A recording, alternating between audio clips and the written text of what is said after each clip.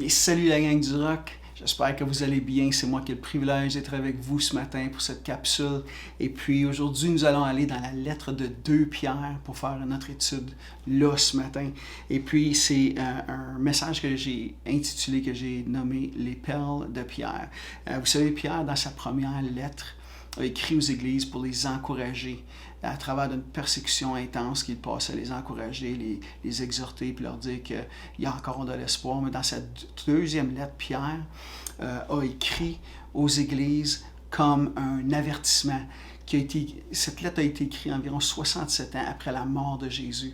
Et Pierre, qui s'apprête lui-même à partir, à mourir, cette lettre a été écrite des semaines ou des mois avant son départ, voulait laisser quelque chose de réellement tangible pour l'Église. Et il cible l'attention de ses lecteurs sur 3 choses particulières dans cette lettre.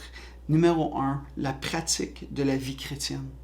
Numéro 2, un avertissement contre les faux docteurs, les faux prophètes, les faux enseignements qui se passaient à ce moment-là. Et numéro 3, l'avènement de notre Seigneur. Il cible ces 3 choses et donne des avertissements importants à l'Église concernant chaque point.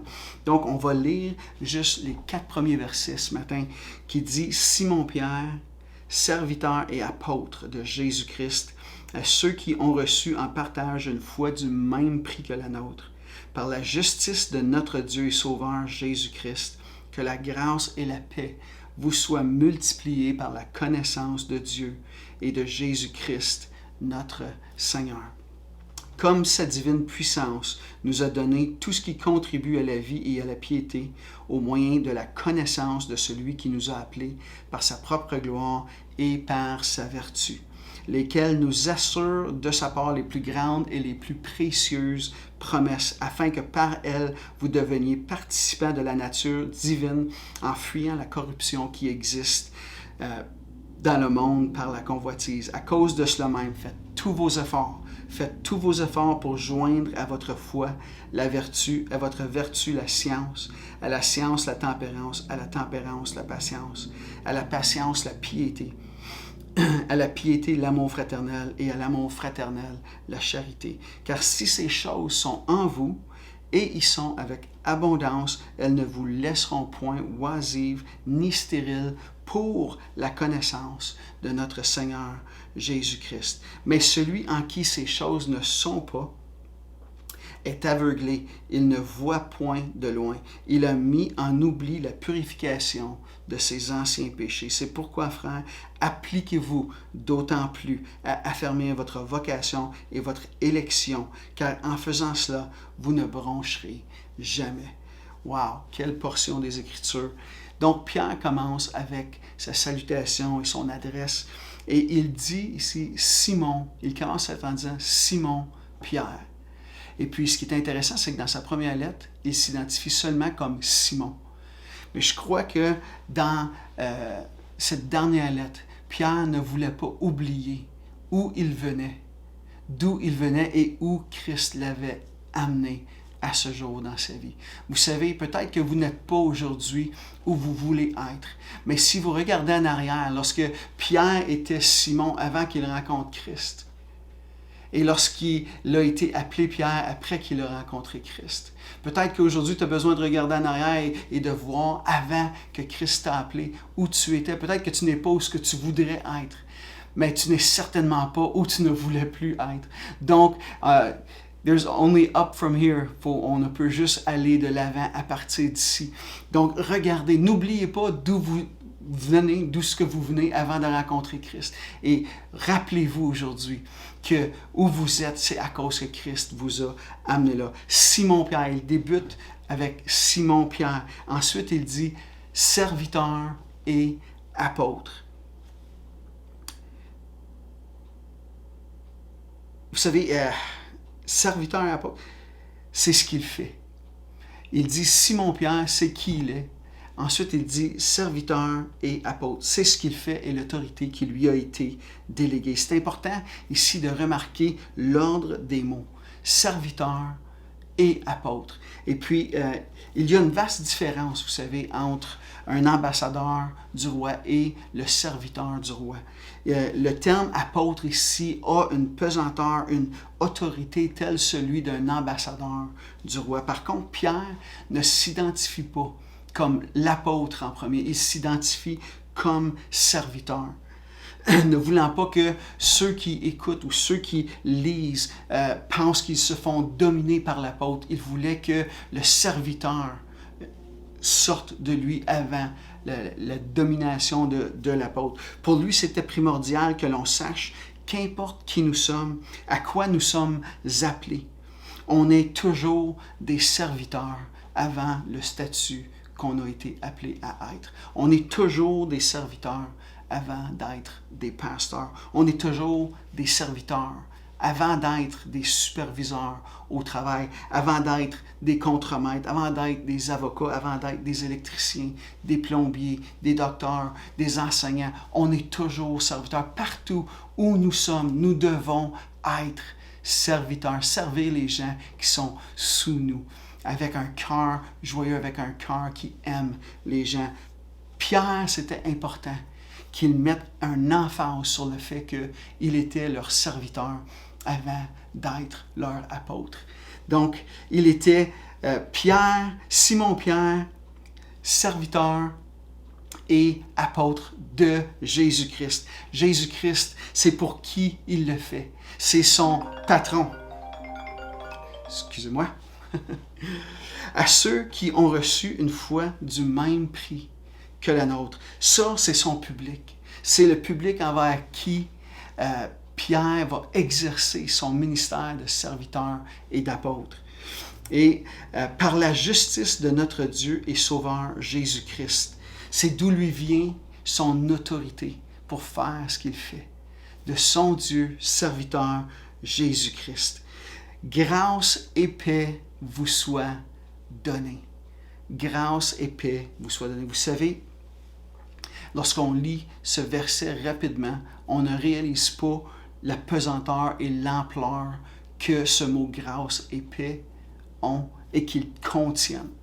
La grâce ici, les bénéfices de cette grâce incluent, mais ne sont pas limités à ce que je vais vous dire en ce moment, mais cette grâce inclut la faveur de Dieu, l'influence même de Dieu dans nos vies. Quand on voit des gens que dans un temps de pandémie trouvent des emplois absolument extraordinaires, c'est la faveur de Dieu sur leur vie, c'est la faveur de Dieu qui les accompagne, c'est le doigt de Dieu, si je peux, l'influence de Dieu dans leur vie même, qui leur donne quelque chose dans un temps où il y a tellement de besoins aujourd'hui.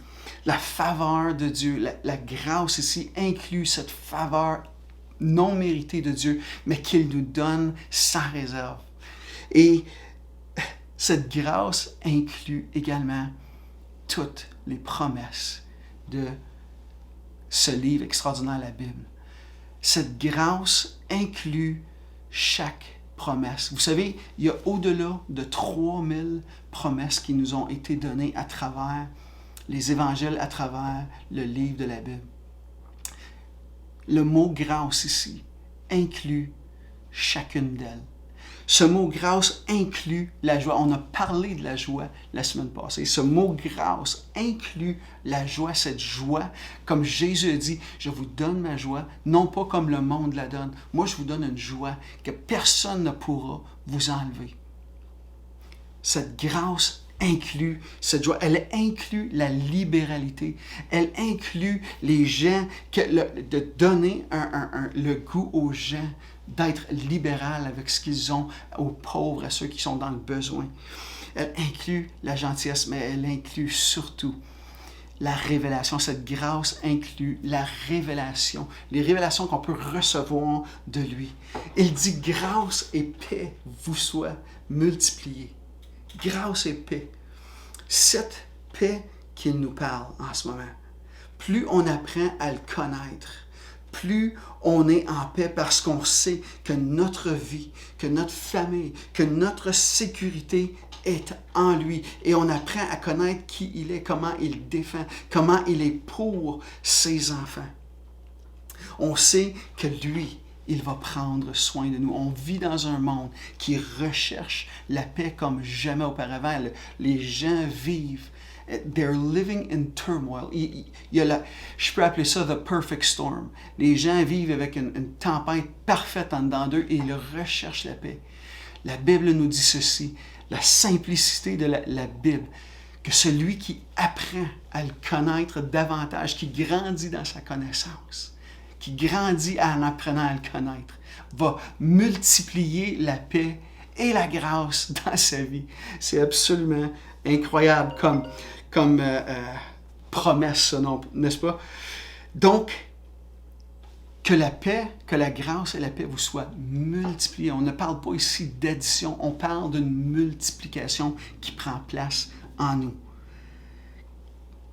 Que la grâce et la paix vous soient multipliées par la connaissance. Cette connaissance, le mot épignosis, on l'a effleuré un petit peu la semaine passée. Mais ce mot épignosis est la différence entre avoir de l'information et avoir une transformation. Elle est également la différence entre l'information et la révélation de Dieu dans notre vie.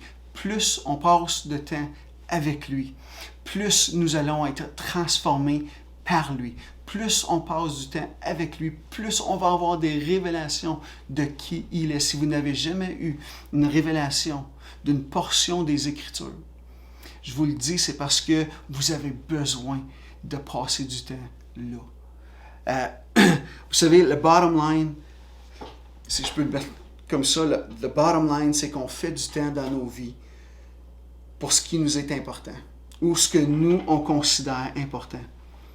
On va se sacrifier pour des choses que nous, on considère importantes dans nos vies. On va se sacrifier pour des gens qu'on aime. On va sacrifier notre temps pour un sport qu'on aime. On va sacrifier du temps pour un art qu'on aime. Et puis, je veux vous apporter un petit peu ce matin cette idée que nous avons besoin de sacrifier du temps pour Christ qu'on aime. Et si je peux vous apporter sur un chemin, Isaïe 55, 1 nous dit ceci. Il dit, « Vous tous qui avez soif, venez aux eaux, même celui qui n'a pas d'argent. Venez acheter et manger, venez acheter du vin et du lait sans argent, sans rien payer. » Je veux vous suggérer aujourd'hui que la façon que nous pouvons grandir, que nous pouvons manger, que nous pouvons boire dans notre âme assoiffée de Jésus-Christ, c'est au moyen du sacrifice. Le sacrifice devient la devise, la monnaie, l'argent du ciel pour nous. Il dit, venez et buvez, venez et mangez. Même ceux qui n'ont pas d'argent, venez. Quelle est cette façon dont nous pouvons payer sans avoir de l'argent? Je vous suggère aujourd'hui, c'est au moyen du sacrifice de notre temps passé avec lui. Vous savez, il y a une discipline à avoir dans notre parole pour que ça devienne ensuite un délice. Donc, si nous sommes disciplinés, nous allons voir les délices de cette révélation dans sa parole. Je sais qu'on en parle souvent et on le dit souvent, mais cette chose est tellement, tellement cruciale que Pierre, il dit à la fin de ce chapitre-là, il dit que ceux en qui ces choses ne sont pas, sont perdus. Et ils ne voient pas de loin. Peut-être que tu ne vois pas de loin aujourd'hui dans ta vie. Mais Christ veut te dire ceci, c'est que si tu t'approches de lui, si tu t'entoures, si tu sacrifies du temps pour passer avec lui, il va te remplir de cette grâce, de cette faveur, de cette joie, de cette paix absolument intense. Que lorsque tu passes à travers des moments difficiles, non pas que tu ne vas pas avoir jamais de pensée et des émotions, mais tu vas avoir une paix quand même qui va te guider à travers elle. Je vous souhaite aujourd'hui réellement de trouver ce sacrifice pour passer avec Christ, pour que lui, il puisse vous apporter dans ce chemin, dans cette place de faveur avec lui et de paix avec lui. Que Dieu vous bénisse et j'ai hâte de vous voir dimanche matin.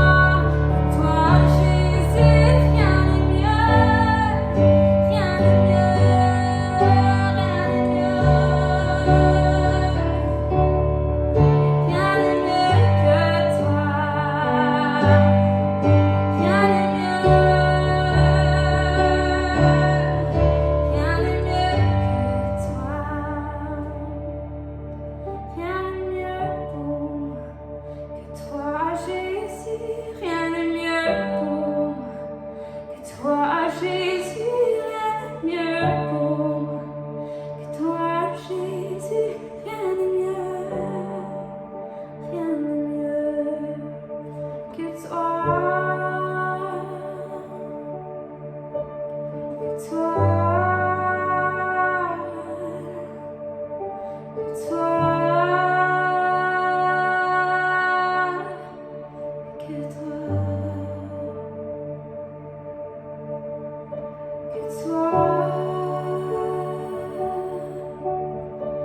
toi,